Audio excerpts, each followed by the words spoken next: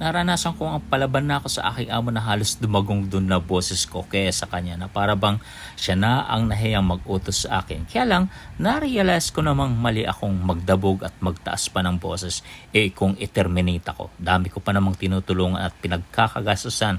Wala akong laban kung magpapatuloy ako sa ganitong pag-uugali sa trabaho.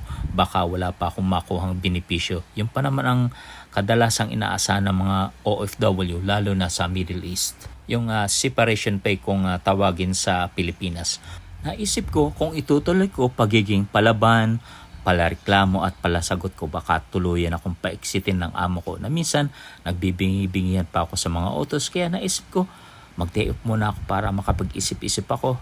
Entitled naman tayong mag-request ng off. Tamang-tama naman nung mag-off ako, may nag-invite sa akin na mag-Bible study na parang dati ang laki ng allergies ko dyan.